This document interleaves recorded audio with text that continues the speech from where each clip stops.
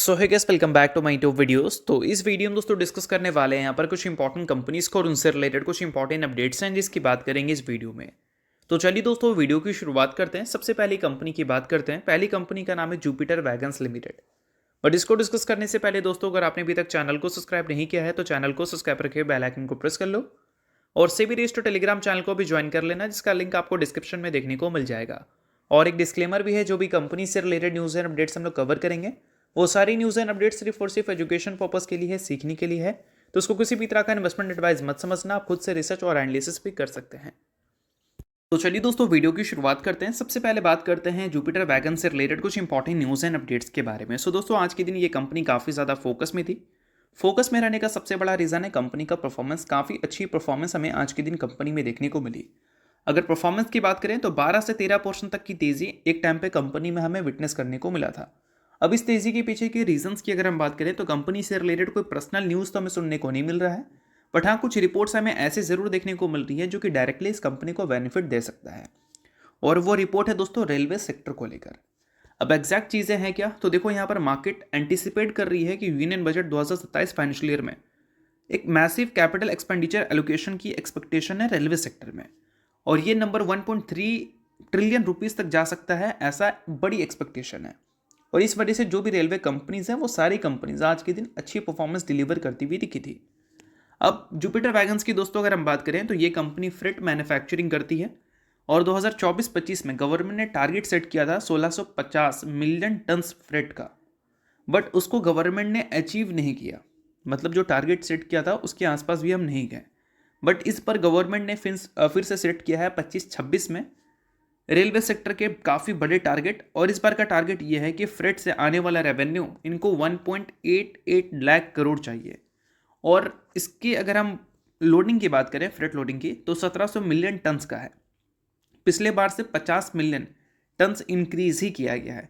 तो इसका मतलब क्या है कि गवर्नमेंट पिछले बार हो सकता है कि टारगेट अचीव नहीं कर पाई है, तो हो सकता है कि इस बार अचीव करती हुई नजर आ जाए। और इस बार भी बड़ी एक्सपेक्टेशन है तो बड़ी कैपेक्स भी हमें देखने को मिल सकती है।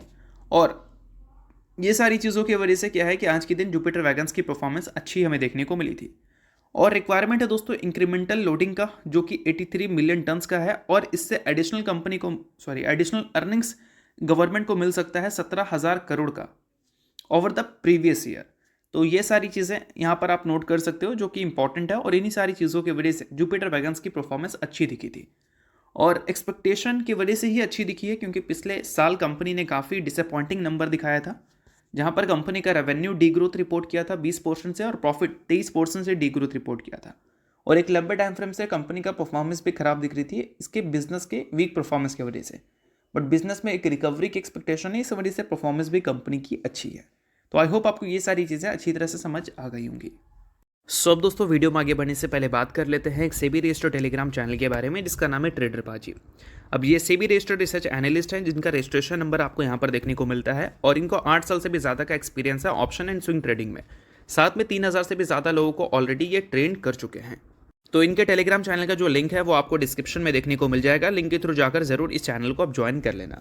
ज्वाइन करने का सबसे बड़ा प्लस पॉइंट ये है कि काफ़ी सारी कंपनी के टेक्निकल्स को प्रॉपर एनालिसिस कर यहाँ अपडेट किया जाता है, जो कि अभी आपको यूट्यूब पे तो देखने को नहीं मिलता, जिसको आप यहाँ पर आकर ज़रूर चेकआउट कर सकते हैं। उसके अलावा दोस्तों मार्केट से रिलेटेड जो समरी होती हैं वो सारी चीज़ें आपको यहाँ पर देखने को मिलती हैं। मार्केट से रिलेटेड जो इंपॉर्टेंट न्यूज़ एंड अपडेट्स होता है वो भी आपको यहाँ पर देखने को मिलता है।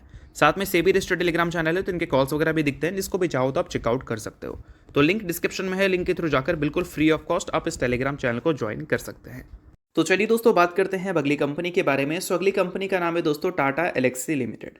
अब दोस्तों टाटा एलेक्सी की बात करें तो आज के दिन ये भी कंपनी काफ़ी ज़्यादा फोकस में थी, क्योंकि कंपनी का परफॉर्मेंस काफ़ी ज़्यादा वीक हमें देखने को मिला। ज़बरदस्त गिरावट कंपनी में देखने को मिली थी। कल के दिन तो कंपनी में आपको Q3 के अर्निंग्स की वजह से फोकस में दिखी थी, बट आज के दिन कंपनी गिरावट की वजह से फोकस में है।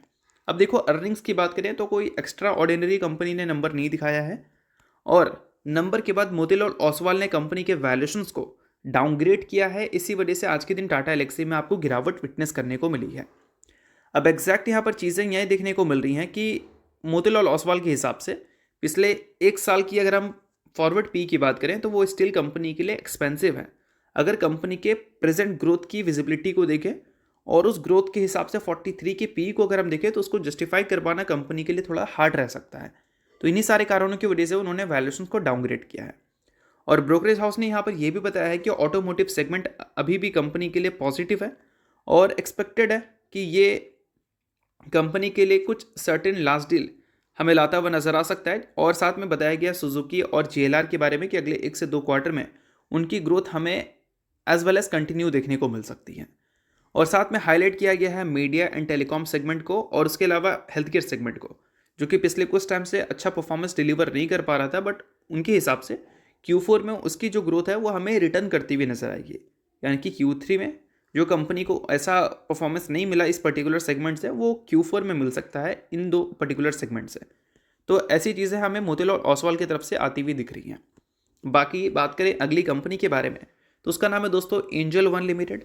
अब दोस्तों एंजल वन की बात करें तो कल के दिन ये कंपनी आपको फोकस में दिखेगी अपने अर्निंग्स की वजह से। Q3 के अर्निंग्स में कंपनी के रिजल्ट तो मैटर करेंगे, बट उसके साथ कंपनी डिविडेंड और स्प्लिट का भी प्रपोजल रखने वाली है अपने बोर्ड मीटिंग में।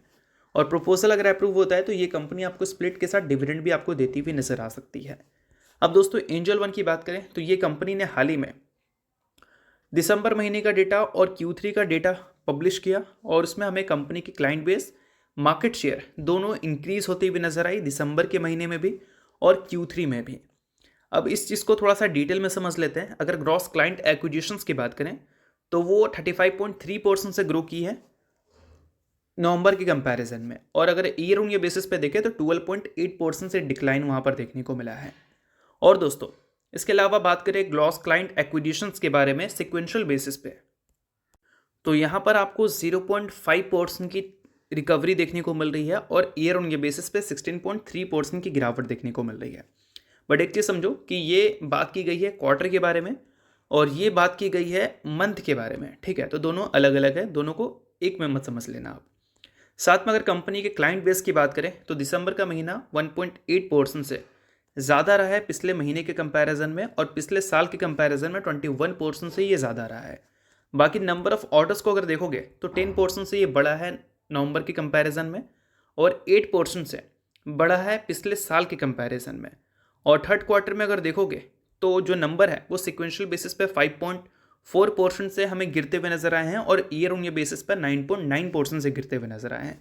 तो इसके बेसिस पे ही देख लो कि कंपनी के आने वाले अर्निंग्स हमें हो सकता है कि मिक्स ही देखने को मिले, बहुत आउटस्टैंडिंग देखने को ना मिले। तो चलिए इसके अलावा बात करते हैं अगली कंपनी के बारे में। अगली कंपनी का नाम है दोस्तों पॉलीकैब इंडिया लिमिटेड। बट इसको डिस्कस करने से पहले अगर आपने अभी तक सेबी रजिस्टर्ड टेलीग्राम चैनल को ज्वाइन नहीं किया है तो उसको जाकर आप ज्वाइन कर लो, लिंक आपको डिस्क्रिप्शन में देखने को मिल जाएगा। काफ़ी सारी कंपनी से रिलेटेड न्यूज़ एंड अपडेट्स आपको यहाँ पर देखने को मिलती है, साथ में कंपनी के टेक्निकल्स को भी एनालिसिस कर यहाँ पर अपडेट किया जाता है, जिसको भी हो तो आप चेकआउट कर सकते हैं बिल्कुल फ्री में। तो लिंक आपको डिस्क्रिप्शन में दिख जाएगा, लिंक के थ्रू जाकर फ्री में आप चैनल को ज्वाइन भी कर सकते हैं।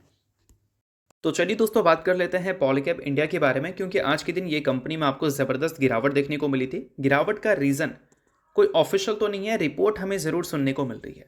रिपोर्ट में ये मेंशन किया गया है कि कंपनी में आज के दिन ब्लॉक डील हुई है जिसके साइज हमें 590 करोड़ देखने को मिले हैं और इसी कारण पॉलीकैब इंडिया आज के दिन आपको 3% तक गिरती हुई नजर आई है। और इसके पीछे का रीज़न ये है, ब्लॉक डील में जो नाम मेंशन किया गया है ऑफिशियली नाम तो नहीं है, अनऑफिशियल नाम है, रिपोर्ट के जरिए चीज़ें आ रही है कि डोमेस्टिक म्यूचुअल फंड ने स्टेक्स सेल किया है। अब इस चीज़ को थोड़ा सा डिटेल में समझ लेते हैं। तो देखो CNBC TV 18 का रिपोर्ट है ये, जिसमें बताया गया है कि कंपनी में जो ट्रांजेक्शन्स आज के दिन हुई है ब्लॉक डील में, उसमें रिप्रेजेंट हुआ है 0.53% इक्विटी कंपनी का। और यहाँ पर कोई ऑफिशियल नाम तो नहीं है दोस्त, बट रिपोर्ट के जरिए चीज़ें ये सुनने को मिल रही है कि हो सकता है कि Motilal Oswal Nifty India manufacturing ETF आपको ये स्टेक सेल करते हुए नजर आ जाए। उसके अलावा UTI फ्लेक्सी कैप फंड भी कंपनी के इंस्टीट्यूशनल शेयर होल्डर है अगर लेटेस्ट फाइलिंग के हिसाब से देखें। और दोस्तों यहाँ पर लेटेस्ट शेयर होल्डिंग डेटा हमें ये दिखाती है कि UTI फ्लेक्सी कैप कंपनी का 15.35 लाख शेयर्स ओन करती है। इक्विटी में बात करें तो 1.02% और मोतीलाल ओसवाल 3.85% इक्विटी कंपनी का ओन करती है। तो पॉसिबल रीज़न है कि यही दो आपको नाम देखने को मिल सकता है। बाकी अगर चीज़ें कुछ और होती हैं तो वो सारी चीज़ें आपको नेक्स्ट डे पता ज़रूर चल जाएगी या फिर 7-8 बजे तक आज ही के दिन पता चल जाएगी। तो ये सारी चीज़ों को आप नोट कर सकते हैं क्योंकि काफ़ी इंपॉर्टेंट, बाकी चीज़ें सिर्फ एजुकेशन पर्पज़ के लिए, तो किसी भी तरह का इसको रिकमेंडेशन मत समझना। तो होप करता हूँ ये वीडियो आपको अच्छा लगा होगा, तो चला लाइक कीजिए, पहली बार सब्सक्राइब कीजिए। वीडियो के लिए बहुत बहुत शुक्रिया।